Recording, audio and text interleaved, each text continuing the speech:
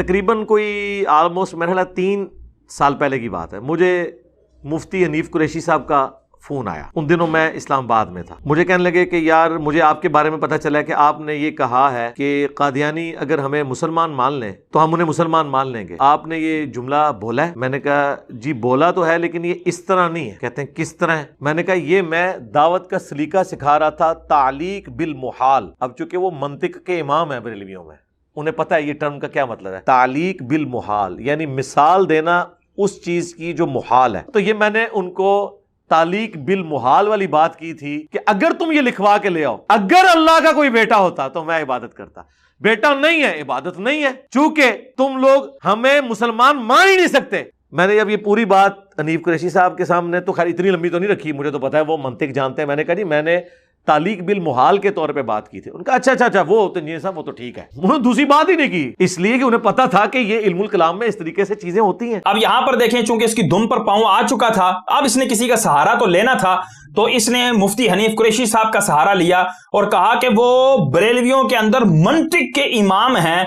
क्योंकि मैं तारीफ कर रहा हूं मां बदौलत इंजीनियर मोहम्मद अली मिर्जा साहब, चूंकि ये मेरा उसूल है कि जहां पर मैंने अपना काम निकलवाना होता है, मैं राई के दाने को पहाड़ साबित कर देता होता हूं, और किसी भी छोटे बंदे को, जैसा मर्जी बंदा हो, जो उसकी इल्मी हैसियत हो, मैं उसको बहुत बड़ा अल्लामा फहामा भी साबित कर देता हूं। लेकिन अगर वही मेरा मुखालिफ हो जाए तो उसको फकीर, उसको झूठा, उसको मकार, उसको चूजा, उसके बारे में तरह तरह के गंदे अल्फाज इस्तेमाल करने में भी मेरा सानी कोई नहीं है। लेकिन मैं आपको एक और चीज की तरफ तवज्जो दिलाना चाहूंगा, इसका कॉन्फिडेंस देखें कि देखें उन्होंने मुझे कहा कि फिर तो कोई बात नहीं है, मिर्जा साहब आपने बहुत अच्छी बात की है। अब दूसरी वीडियो देखें, उसके अंदर भी यही ब्लंडर कर रहा है, और किस अंदाज से कर रहा है वो सुने। 3-4 दिन पहले ना मुझे मुफ्ती हनीफ कुरैशी साहब का फ़ोन आया, हाफिज़हुल्लाह ताला। मुझे कहने लगे जी इंजीनियर साहब मुझे बाहर से लोगों ने क्लिप भेजा आपका, तो मेरी आदत है कि मैं पहले तहकीक करता हूँ, उसके बाद कोई राय कायम करता हूँ। आपने ये जुमला बोला है। मैंने कहा जी हाँ मैंने बोला है, लेकिन इसके साथ ये चीज़ है। कहते नहीं ये तो फिर आपने ठीक बात की है, गलत बात तो नहीं की है, ये तो इल्मी बात है। तो मैंने कहा सर मसला ये है कि इल्मी बात तो फिर कम लोगों को समझ आती है। तो मैंने कहा ये मेरी मजबूरी थी बयान करना। कहते नहीं इंजीनियर साहब इस मसले में कोई मसला नहीं, अगर आपने ये साथ बोला हुआ है तो नहीं। तो मैंने कहा अब आप उन उलमा को भी पूछें जो लोग आपको क्लिप भेज के आपको ये उभार रहे हैं कि आप मेरे खिलाफ वीडियो रिकॉर्ड करवाएं, तो खुदा के लिए पहले उनका मैंने इसीलिए आपसे पूछ लिया। तो शुक्र है उन्होंने पूछ लिया, वरना इस क्लिप के साथ मुफ्ती हनीफ कुरैशी साहब की तस्वीर लगी होनी थी थंबनेल। यहां देखें इन 2 वीडियोस के अंदर मिर्जा कितने कॉन्फिडेंस के साथ यह दावा कर रहा है कि उसको हनीफ कुरैशी साहब की कॉल आई और उन्होंने उससे यह सवाल किया क्या आपने इस तरह के जुमले बोले हैं। तो इसने कहा कि जी बोले हैं, लेकिन इस अंदाज से बोले हैं कि मैंने इनको तालीक बिल मुहाल करार दिया है। और फिर आगे से कहता है कि जी उन्होंने मुझे कहा हाँ अगर मिर्जा साहब आपने ये वाला कटा छोड़ा है ना तो ये बिल्कुल दुरुस्त है, इसमें कोई मुज़ायका नहीं, ये तो इल्मी बात है, आपने खालिस इल्मी बात की है।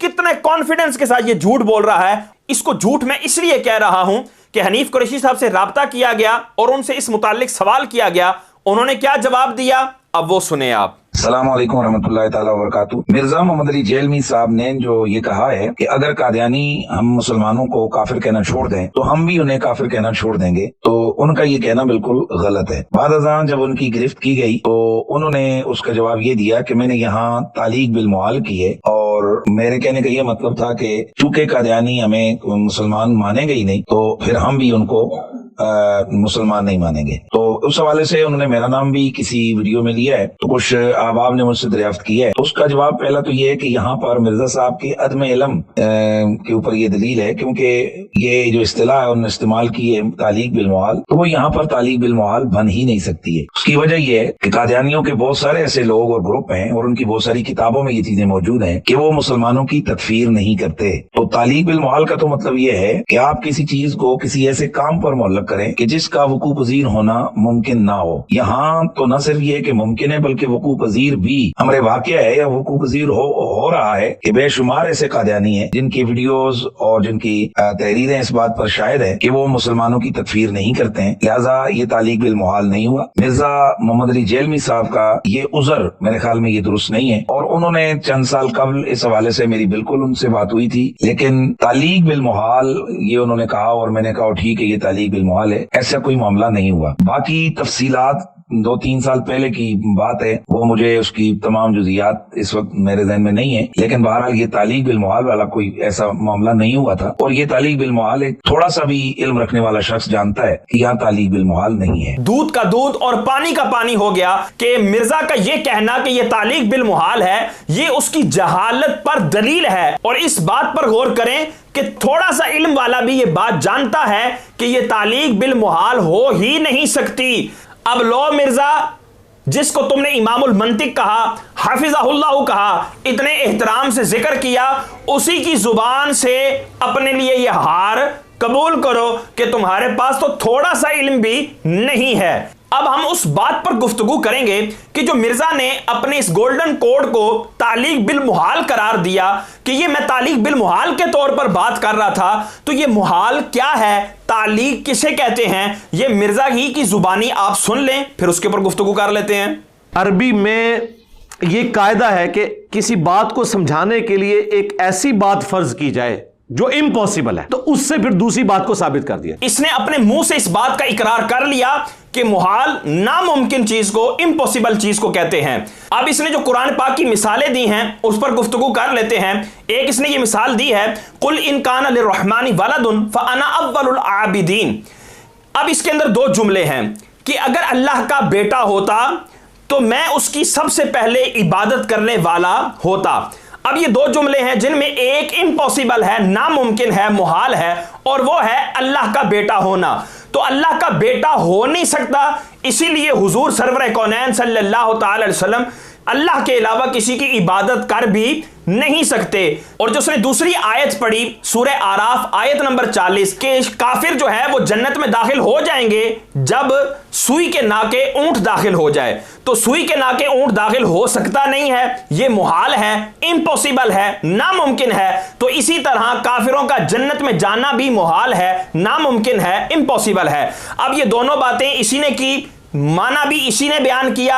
अब इसके गोल्डन कोड की तरफ चलते हैं। उसमें भी दो जुमले थे कि अगर कादियानी हमें काफिर कहना छोड़ दें, यानी वो हमें मोमिन मान लें, तो हम भी उनको काफिर कहना छोड़ देंगे। अब ये दो जुमले, इनमें से मुहाल क्या है? क्या वो हमें काफिर कहना छोड़ दें यानी हमें मोमिन कहना स्टार्ट कर दें? ये नामुमकिन है, मुहाल है, इम्पॉसिबल है? बिल्कुल नहीं, बल्कि ये तो वाकई हो चुका है, जैसे हमने पहले दलाइल दे दिए।